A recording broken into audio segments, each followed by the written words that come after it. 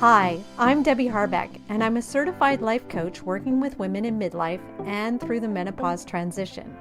So each week, I'll be sharing the latest information, inspiration, and generate some momentum so you can move forward and feel more in control of your changing midlife body and your life. Let's go. Hi, and welcome to this episode of the Midlife Momentum Podcast. Now, if you tuned in last week, you heard me talk about food and specifically the types of food you should consider eating more of in midlife.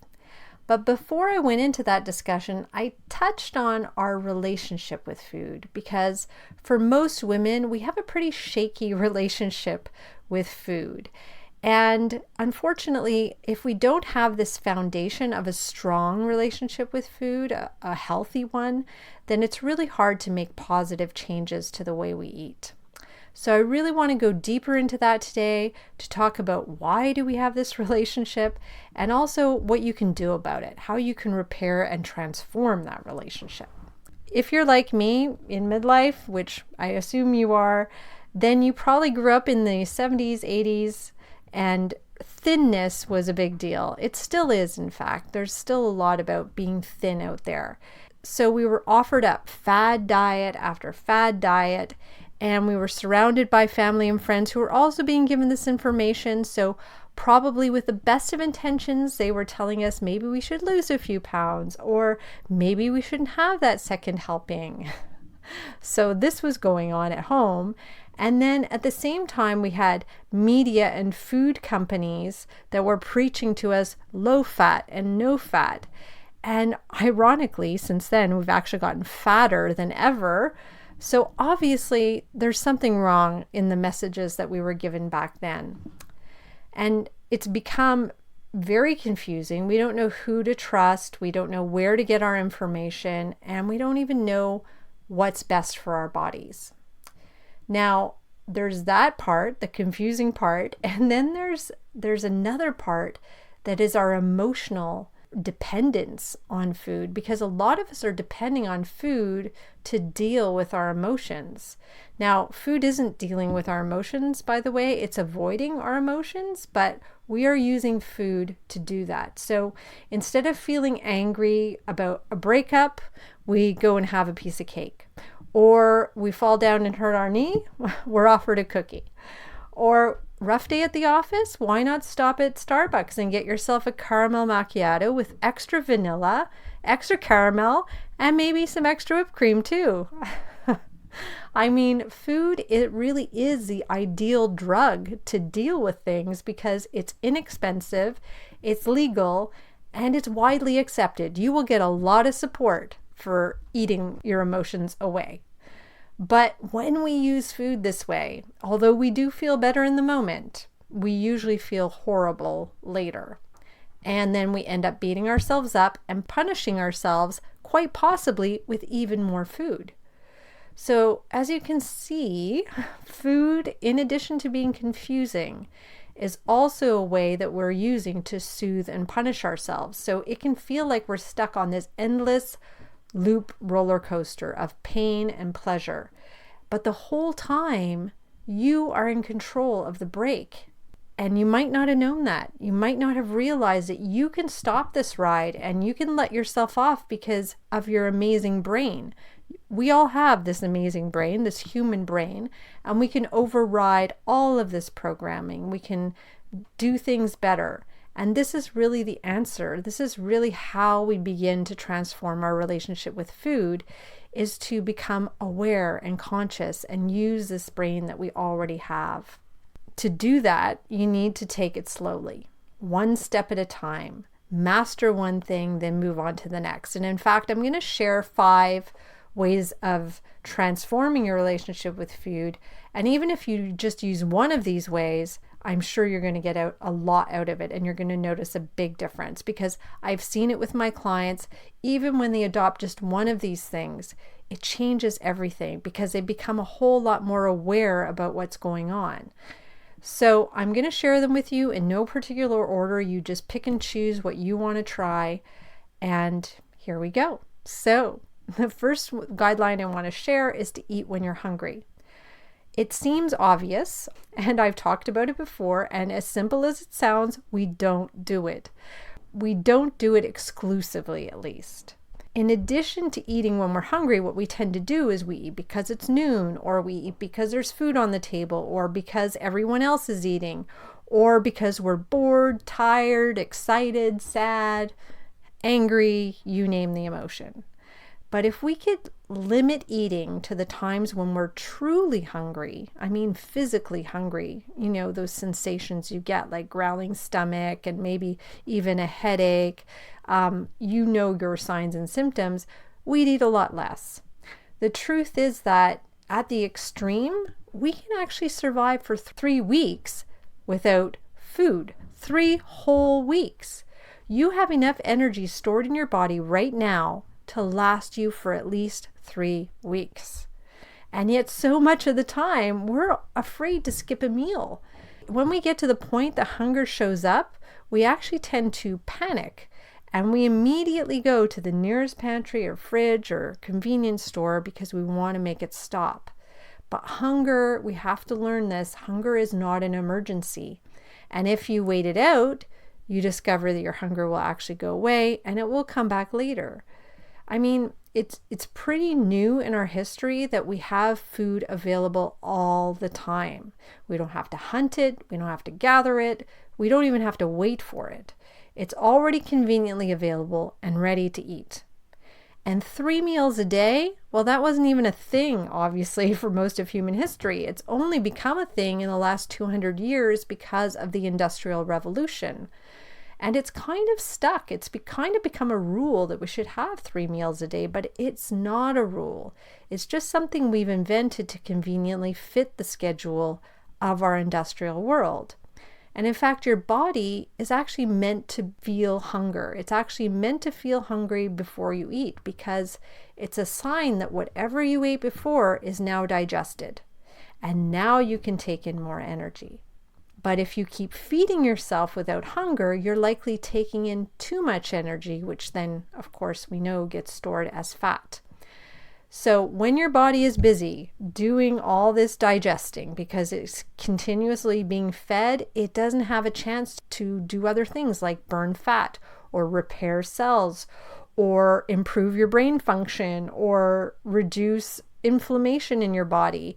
And more recently, it's been discovered that eating just enough, meaning you allow yourself to be hungry and just eat enough to be satisfied, which I'm going to talk about, it's actually associated with a longer and healthier life. So I'm going to leave this here for now. Yeah, there's a lot more I could talk about. I didn't go into intermittent fasting here, and that's another topic related to this that I will touch in another episode, but it's a big one. So I'm going to save that for another time. Let's move on to the second guideline, which is eat until you're satisfied. So this is the other end of the spectrum. Before we were eating when we're hungry, and now we're eating only until we feel satisfied. And both of these strategies help you to eat less, of course. You stop when you're satisfied. That means you know what that feels like in your body, but you might not know what that feels like yet. So it takes some experimentation here. You need to tune into your body. You need to be curious. You need to have some awareness. And you just need to experiment first by just stopping every few bites. Just stop and notice how you feel. Are you still hungry? If you still notice those physical signs of hunger, keep eating. But if you don't, if they're gone, you can stop eating and just stop there and just see how long it takes until you feel hungry again. Now, ideally, we don't want to be eating all the time. We want to have at least 2-3 hours before we have another meal. You'll learn how satisfied feels to you when you can get to that point. So this is something for you to practice. And I know that this is hard for some of us because it requires having to say no sometimes. It requires having to say no to people who want to push more food on us. I know it's hard because I have clients who still have trouble saying no to their own mothers when they try to feed them more food because they feel like they are letting them down in some way, that they're disappointing them. But you have to command your body here. You know what's best for your body.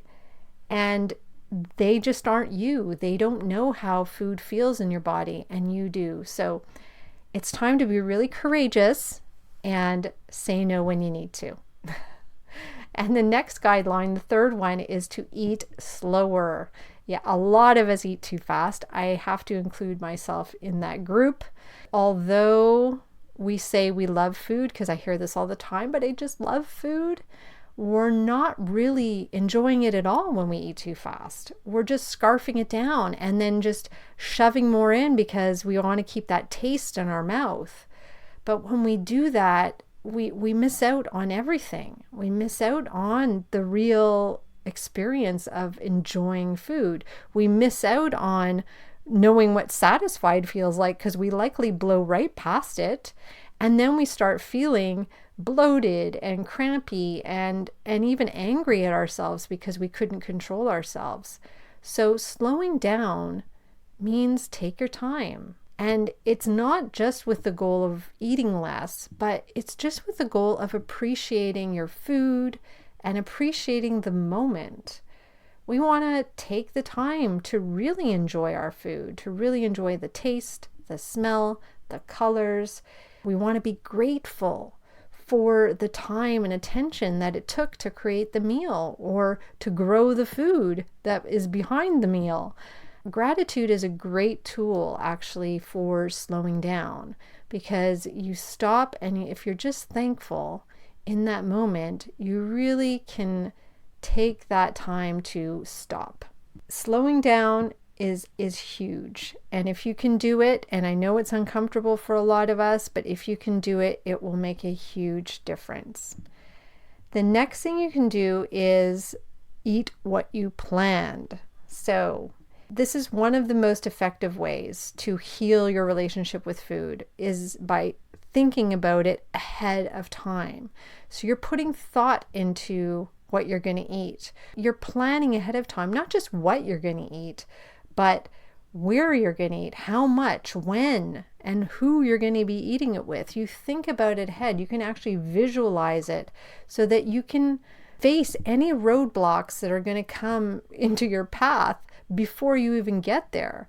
You'll know, what foods are on the menu. You don't have to decide when you get to the restaurant. You've planned it ahead of time. You'll know what foods are served at the party because you can contact the person who's having the party. And if there's nothing that you feel you can eat there, you can bring something. You can offer to bring it. I mean, there's just so much that can go into the planning part that can stop you from eating too much and from just feeling bad about what you've eaten. And a lot of times the pushback I get for this one is, I have no time to plan. But you have to see that that's just an excuse. I mean, it just takes a few moments, and it actually saves you all that worrying and wondering what you're going to do for dinner tomorrow or tonight, or what will be served at the party, or why you, or if you should eat that birthday cake or not. You'll have made decisions ahead of time, and you won't have to carry that weight around with you about what you're going to do. It's already decided.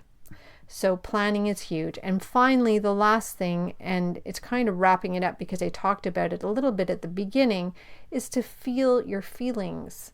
Now, I know it doesn't sound like an eating guideline, but it is, because as we talked about earlier, we use food to deal, which we don't really deal with feelings. We avoid feelings with food.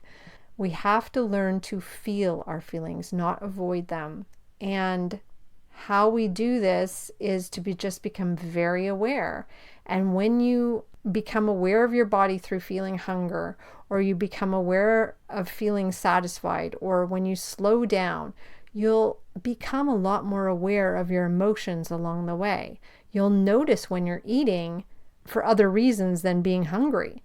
You'll notice that food does make you feel good, but that feeling good feeling is just temporary. And that food that you ate to feel good is now stuck on your body.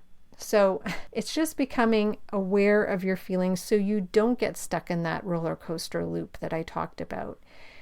And to do that is to catch yourself in the act of eating when you're not actually hungry, and to, in that moment, stop, sit down, breathe, notice the emotion showing up for you, decide to sit there for 2 minutes or 5 minutes, plan it ahead of time, and then just notice how the feeling can flow through you. It can actually dissipate. And in fact, most feelings do not last more than a minute or so. So allow the feeling to pass and then make a choice. Decide, do I want to keep eating this thing or do I want to not? And then don't beat yourself up for the choice that you do make. That's the last part of this, because then that will just perpetuate the whole cycle if you start beating yourself up for not making the right decision by stopping. Super important. Emotions is a huge part of this transformation. So when you can deal with your emotions, you can transform your relationship with food, because food no longer becomes a drug. It no longer becomes a way of avoiding stuff. So with that, I just want to thank you for listening to this episode today, and I'm so grateful you chose to join me. And if you enjoyed this episode, I'd love you to rate it on Apple or Spotify or whatever platform you're using to listen.